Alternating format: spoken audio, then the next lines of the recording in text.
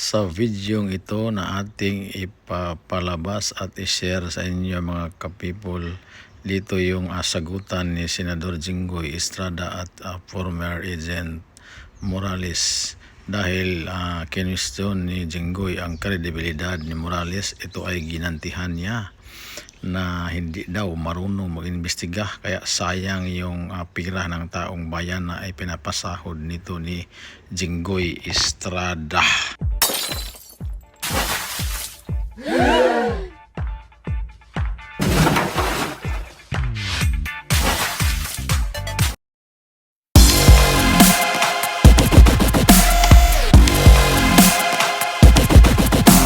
Straight to the point and ask questions to Okay. Mr. Go ahead, Morales. Go ahead, Your Honor.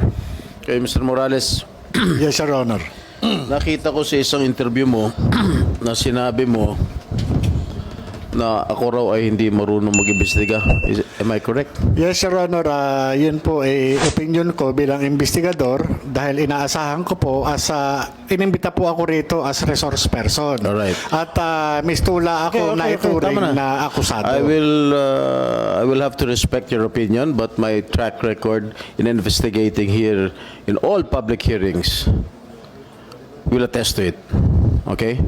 Now, the second question. Sinabi mo sa isang interview na sayang ang binabayad ng taong bayan sa akin.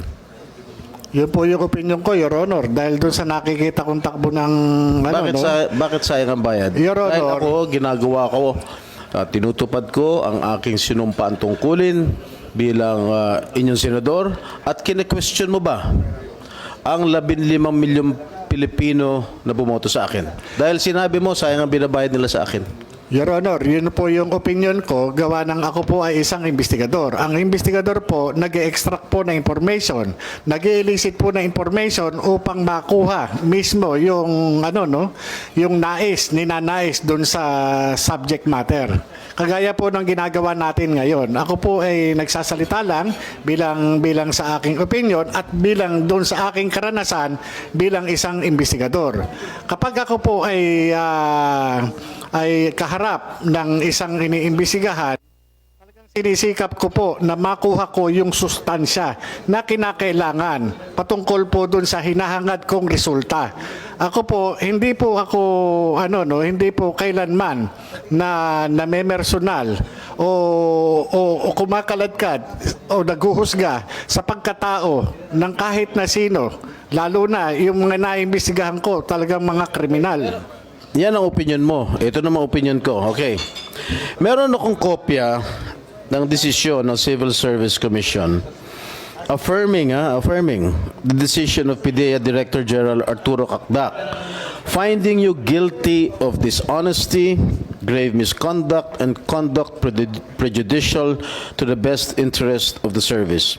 The Civil Service Commission ruled that, and I quote, "It is undeniable, based on Morales' admission, that he concealed or distorted the truth about factual circumstance of the arrest of Chua and Miao. Morales' earlier statement that the arrest was a result of a lawful arrest and later, take note, retracted the same is telltale proof of dishonesty. His action, among others, of planting evidence is likewise an act of dishonesty because it is contrary to the fact that no illegal drugs were seized nor under the possession of the accused." Ang desisyon nito ng Civil Service Commission ay kinatigan ng Korte Suprema noong January 20, 2016. Doon po sa kaso na yun, ikaw mismo ang umamin na you have planted evidence. Paano ka namin ngayon paniniwalaan sa mga sinasabi mo? Hindi nakapagtataka, gawa-gawa mo din ang mga alleged leak documents. Ano po masasabi niyo, Mr. Morales? Your Honor, hindi ko po makita yung relevance ng sinasabi niyong desisyon ng Civil Service Commission. Ang pinag-uusapan po natin dito, Your Honor, Wait. I am testing your credibility, Mr. Morales. All right? You have string of cases filed against you, and one of these that I am mentioning right now is the decision of the Civil Service Commission, which was affirmed by the Supreme Court. All right? Your Honor, yung pong desisyon ng civil service na sinasabi nyo ay walang kaugnayan sa pinag-uusapan natin dito. Ang pinag-uusapan po natin dito ay yung investigation po na ginawa ko Bakit ayaw noong mo sagot? 2012. Bakit ka lumilihis sa mga tanong? Your Huwag kang Honor. lumihis. No, Your Honor, hindi po ako lumilihis. Oh. Sapagkat ang pinag-uusapan po natin... Is Your it Honor. true that you planted evidence? Yes, Mr. Yeah, Chairman, Your Honor. I just would like to remind you that you address your questions and everything to this chairman para hindi kayo magkapersonalan. Yes, Please Your Honor. address through the chairman para hindi masyado init yung Don't usapan evade nyo. my question, Mr. Morales. Continue. Is it true that you planted evidence? But according to the Civil Service Commission decision, and it was affirmed by the Supreme Court that you planted evidence. No, Your Honor. At yung... You mean to say that you disagree? Of course, you will disagree to the with the decision of the Civil Service and the affirmation of the Supreme Court. How can you disagree with the No, Your decision of the Honor, Supreme hindi Court? po yan yung istorya, Your Honor. At ito, Your Honor, yung sinasabi nyo to discredit my credibility, Your Honor. Ang pinag-uusapan dito, ang issue, Your Honor, is yung pagiging investigador ko. Hindi po ako akusado, Your Honor. Discrediting your, Mr. Chairman. I am not discrediting your, Wag kayo I am testing your credibility. Huwag kayo magsabay magsalita. Dapat pakinggan mo kung magsalita si Senator Jinggoy. Sa I kakasumagot. am testing your credibility. Pinapangunahan mo eh. Sinasabi mo, I am discrediting your credibility. Kung meron man. Your Honor, sa umpisa pa lang nung magmula nung dumating kayo dito sa hearing, Mr. Chairman, ito na yung naging experience ko, Your Honor, Mr. Chairman, dito sa Senate investigation.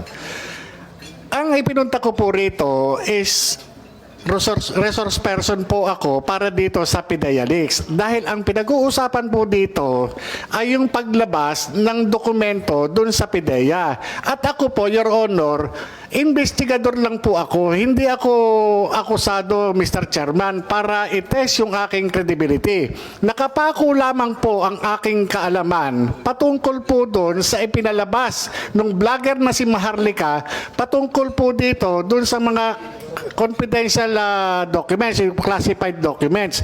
Doon lang po ako. Ngayon, kung ang butihing senador, Your Honor, ay ang gagawin sa akin ay atakihin ang aking personalidad, wala pong kinalaman ito doon sa mga classified documents na ginawa noong 2012. Ang tanging participation ko lamang po at nalalaman ay yun lamang po nangyari ng 2012 matapos na pumunta yung confidential informant sa Intelligence and Investigation Service. Ngayon, kung ito dinadanas ko ngayon na talagang sinisira yung aking pagkatao, hindi kaya ito ay may kinalaman doon sa ngayon presidente ng Pilipinas na naroon mismo doon sa dokumento na nagkataon na ako ay nag-imbestiga Mr. noong Chair. 2012. Mr. Chair, Yes, go ahead, Senator ang Jinggoy. sinasabi nitong resource person natin na dinidiscredit ko yung kanyang credibilidad. I am just reading all his cases filed against him. Okay? Inuulit ko lang. Okay? Pinapangunahan mo kaagad ako. Sinasabi mo, didiscredit ko agad yung credibilidad mo. All right now. Yung sinasabi mong nawawalan dokumento, tinanong kita last hearing, where are these documents? Sinasabi mo wala. Tinanong pa kita kung sino yung confidential informant mo. Sinasabi mong hindi mo kilala. Anong klase kang resource person? Wala kang mga ebidensya. Oh, Your Honor. ikaw ba paniniwalaan ka namin dito? Your Honor, Mr. Ganyan Chairman. ang mga sinasagot mo. Your Honor, Mr. Chairman. The classified documents na piniresinta po ng vlogger na si Maharlika na napasa kamay nitong committee na ito po yung personal ko na under oath po in-identify ko. itong mga dokumento na ipinakita noon ni Senator Bato de la Rosa, ito po yung nagtataglay ng aking pangalan at pirma. At doon din po sa dokumento na yon ay in-identify ng PIDEA na sasakyan ng PIDEA, na mga kawani ng PIDEA yung mga nandun, at opisyal na sasakyan ng PIDEA yung naandun. Your Honor, yung mismong dokumento nagpapatunay. Yun po ay galing ng PIDEA. Kaya nga po nagulat ako nung lumabas po yun eh. Tinanong natin ang PIDEA. Kung galing sa PIDEA. Ano sagot na, meron bang PIDEA rito? General Lasso. Yes, si Mr. Lasso. Tinanong na, I asked you during the last hearing if there is such an existing document. And what was your answer, Mr. Lasso? Your Honor, there are no such Oh, documents in PIDEA. Oh, sino nagsisinungal? Sino nagsisinungaling? Di ba ikaw? Your Honor, hindi po ako sinungaling. Eh ano ka?